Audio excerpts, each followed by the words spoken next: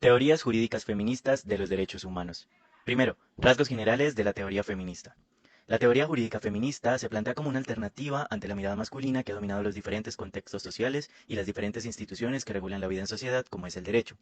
Para la profesora Isabel Cristina Jaramillo, en La crítica feminista al derecho, se establece que el derecho no podía dejar de ser uno de los principales focos de la crítica feminista, como tampoco podía dejar de ser una de las más importantes herramientas dentro de la lucha de las mujeres para alcanzar el lugar que desean tener dentro de la sociedad. Antes de continuar, vamos a dar unas explicaciones de personas que han teorizado sobre qué es el feminismo, usando como base el texto Teorías Jurídicas Feministas de Rosa Ricoy, donde se establecen algunas concepciones. Para la jurista Aida Facio, el movimiento feminista se define como el conjunto de movimientos y grupos sociales que desde distintas corrientes del feminismo luchan por el fin del patriarcado. Por otra parte, para el profesor estadounidense Owen Fisk, es el conjunto de creencias e ideas que pertenecen al amplio movimiento social y político que busca alcanzar una mayor igualdad para las mujeres. Y en palabras de Carmen Castell, es lo relativo a todas aquellas personas y grupos, reflexiones y actuaciones orientadas a acabar con la subordinación, desigualdad y opresión de las mujeres y lograr por lo tanto su emancipación y la construcción de una sociedad en la que no tenga cabida las discriminaciones por razón de sexo y género. Se propone entonces la creación, ejecución o fortalecimiento de una teoría jurídica feminista. Para la socióloga Carol Smart, esa idea desde el derecho es tentadora, ya que ofrecería la promesa de una completa integración del marco teórico y de la práctica política, que sería transformadora a diferencia de las medidas parciales o liberales del pasado que meramente han mejorado o apaciguado la opresión de las mujeres. Por ejemplo, la legislación sobre la igualdad salarial.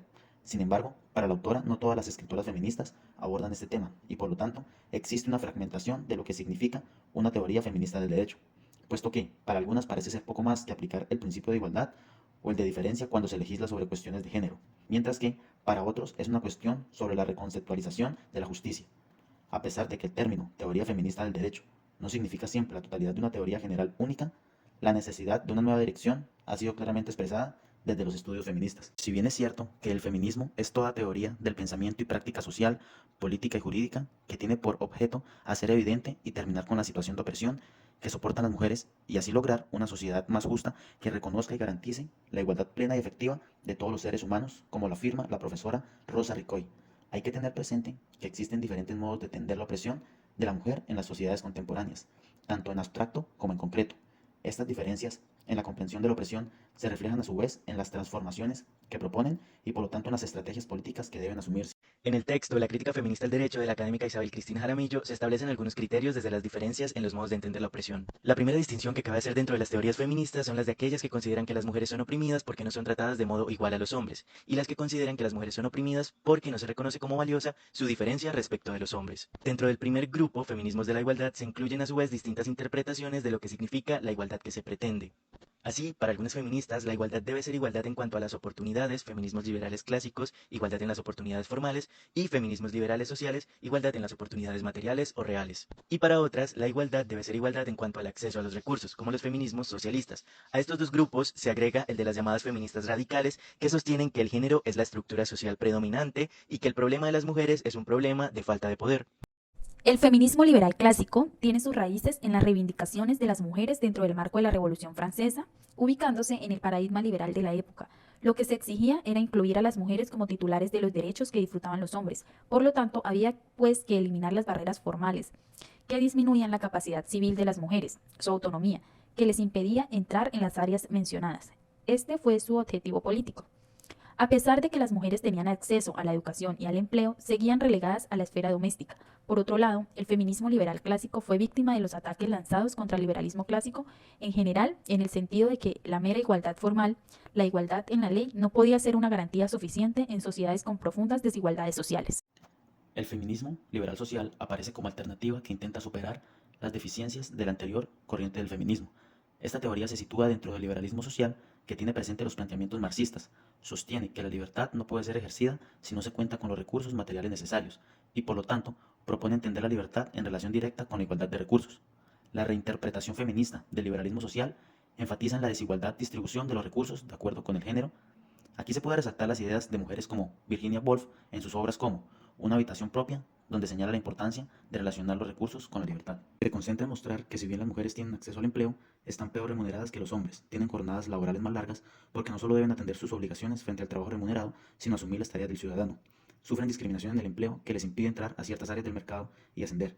Recogen el reclamo del desconocimiento de la diferencia femenina para exigir que las mujeres reciban tratamiento especial en lo relacionado con sus funciones de reproducción, es decir, apoyo a las mujeres embarazadas, desempleadas y protección laboral en la licencia de maternidad y lactancia. Las feministas socialistas se apropian de manera particular de la crítica feminista que identifican en los textos de Engels. De acuerdo con esta crítica, la subordinación de las mujeres a los hombres y su correlativa modificación es propia del modo de producción capitalista, en tanto estos requieren de la reproducción de la mano de obra para seguir vigentes. Bajo la explicación marxista, la transformación vendría como consecuencia del abandono del capitalismo y la imposición del comunismo. Las feministas socialistas, sin abandonar la teoría marxista, reconocen el género como estructura de opresión social. Lo que proponen es que el patriarcado y el capitalismo sean vistos como sistemas mutuamente dependientes. El feminismo de la diferencia, también llamado feminismo cultural, se aparta de los feminismos liberales y sociales, precisamente en su reivindicación de la diferencia de las mujeres y en su reclamo por el reconocimiento de esta diferencia. El eje principal de este feminismo es la obra de Carol Gilligan, In Different Voices, la principal crítica que se esgrime contra el feminismo cultural, que ya ha logrado permear la teoría política, jurídica y científica. Es que al reivindicar lo privado como lo femenino, y esto como algo valioso, se olvida de que lo femenino ha sido construido socialmente y que las sociedades en las que nos encontramos son sociedades patriarcales. Lo construido hasta ahora como femenino, entonces, sería el producto de la opresión. El feminismo radical, por último, encuentra su mejor expresión en la obra de Catherine McKinnon. Sostiene que la estructura fundamental de la sociedad es el género, siendo esta la línea que determina primariamente la distribución del poder, en virtud de que los hombres tienen el poder y la posibilidad de definir lo que es ser mujer. Por otro lado, los feminismos se distinguen según la prioridad que se le da al factor del género en la comprensión de la opresión de los individuos. Siguiendo este parámetro, los feminismos pueden distinguirse en feminismos esencialistas del género y feminismos antiesencialistas del género. Los primeros, dentro de los cuales se incluyen con matices todos los feminismos a los que se ha hecho referencia, son aquellos que consideran que el género es el principal factor de opresión para todos los individuos que pertenecen al sexo femenino. Los segundos rechazan esa preponderancia del género y afirman, por el contrario, que la opresión que padecen los individuos del sexo femenino es distinta en cada caso porque, tan importantes como el género, en tanto factor de opresión, son la raza, la orientación sexual, la clase y la pertenencia a un determinado grupo étnico. En este segundo grupo podrían ubicarse los feminismos de las mujeres negras, los feminismos de las mujeres lesbianas, los feminismos decoloniales y el feminismo posmoderno, que no solo se presenta como antiesencialista de género, sino como antiesencialista en general. Teniendo en cuenta las fundamentaciones teóricas dadas con anterioridad, se comienza entonces a realizar las críticas feministas al derecho y los derechos. Se puede observar desde una perspectiva más bien simplista que existe la distinción entre un feminismo crítico del derecho y otro que ve el derecho como herramienta funcional para el feminismo. Esas críticas pueden divisar teniendo en cuenta también la corriente del feminismo con la que se identifique. Siguiendo el texto de Jaramillo, esta crítica realiza a tres aspectos del derecho. Primero, desde la teoría del derecho. Segundo, desde las instituciones a las que se dirige la crítica. Y tercero, desde los métodos de análisis jurídicos. Primero, simplificando la crítica teórica al derecho, se puede decir que han sido dos aportes importantes que se han realizado. El primero, que el derecho como producto de sociedades patriarcales ha sido construido desde el punto de vista masculino y por eso refleja y protege los valores y atiende a sus necesidades e intereses. El segundo ha mostrado que incluso cuando el derecho protege los intereses y necesidades de las mujeres e introduce su punto de vista, en su aplicación por instituciones e individuos moldeados por la ideología patriarcal ha desfavorecido a todas las mujeres. Según los documentos analizados, una de las mayores exponentes de esta crítica es la abogada Catherine McKinnon, quien considera que mientras se viva dentro de sociedades patriarcales, las mujeres no van a contar con un punto de vista propio desde el cual puedan construir una teoría del derecho feminista. La socióloga Carol Smart plantea estar de acuerdo con la idea de que las relaciones sociales tienen género, sin embargo también considera que McKinnon le da demasiado poder al derecho dentro de las relaciones sociales. Si bien McKinnon afirma que el derecho es el que puede legitimar los objetivos de las mujeres sin el cual permanecen no reconocidos, Smart duda que el derecho pueda hacerlo, pues cree que hay otras formas de cambiar la conciencia popular además del derecho, aunque en ocasiones el derecho pueda servir de catalizador. Incluso es equivocado sostener que una vez que las reivindicaciones de las mujeres hayan sido legitimadas por el derecho, estas no serán legitimadas por el mismo en una fase posterior. Segundo, siguiendo las críticas que hace la profesora Jaramillo, encontramos la de las instituciones jurídicas.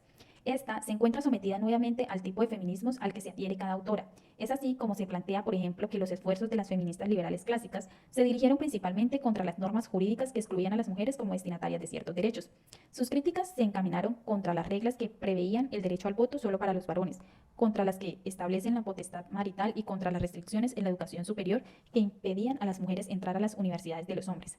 En general, sus críticas fueron exitosas. Las normas jurídicas fueron transformadas para proveer formalmente iguales derechos a hombres y mujeres.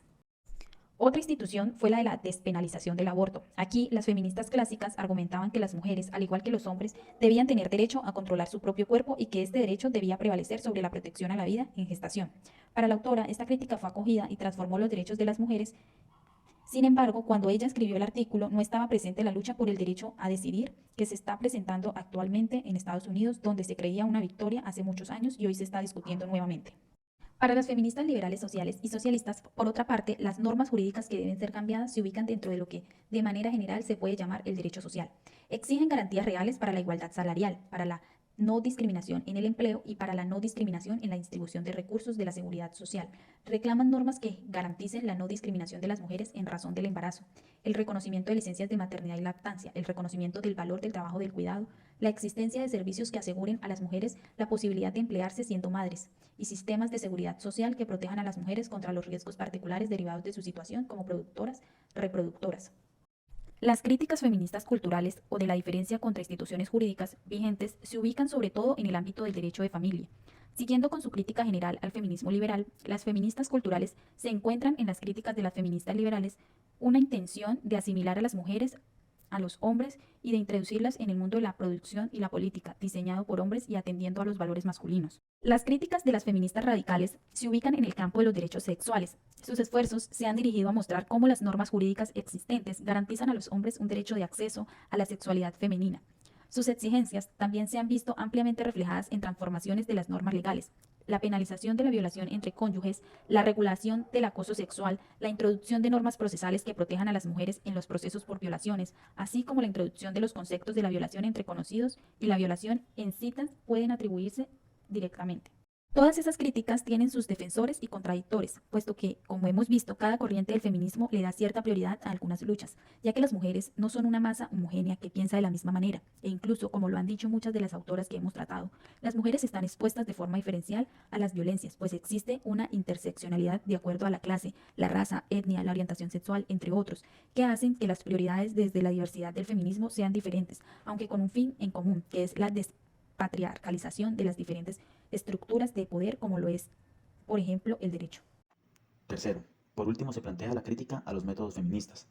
La profesora Jaramillo sigue a Catherine Bartlett, sugiere que los métodos feministas en análisis jurídico sean tres.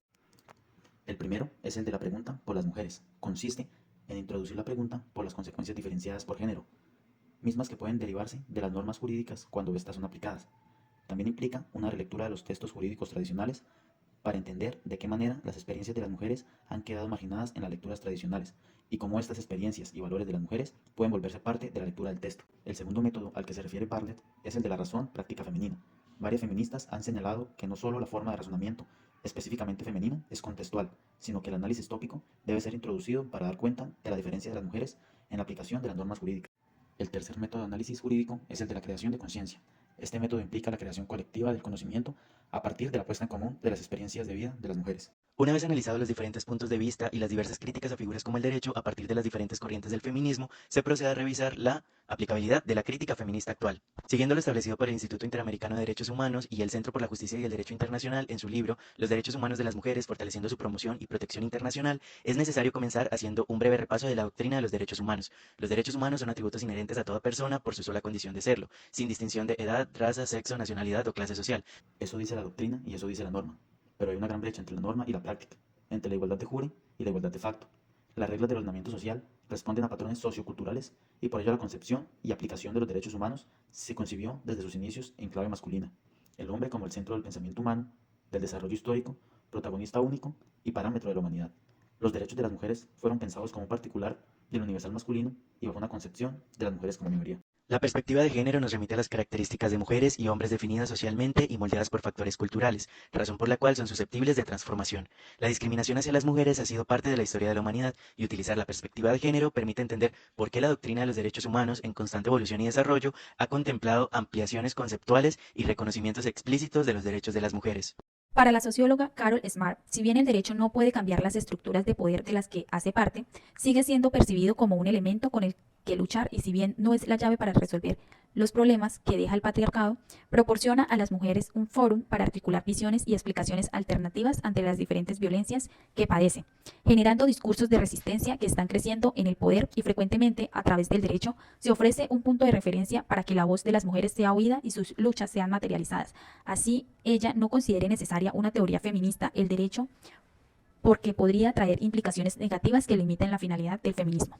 Para mujeres como la profesora Ricoy, sí es necesaria una teoría jurídica feminista del derecho, teoría que debe fortalecerse y encargarse del desenmascaramiento del patriarcalismo, del discurso jurídico y a la vez de la elaboración y aprobación de los instrumentos que permitan la construcción de una sociedad verdaderamente democrática. Considera que esta teoría debe trabajar por superar la brecha entre la existencia de derechos y su ejercicio, pues no basta solo con la fijación de normas y procedimientos jurídicos apropiados, sino que se requiere de una ciudadanía informada, con conocimiento y conciencia de sus derechos, apoyada por una institucionalidad que responda frente a la transgresión de los mismos y que exija a su vez su cumplimiento.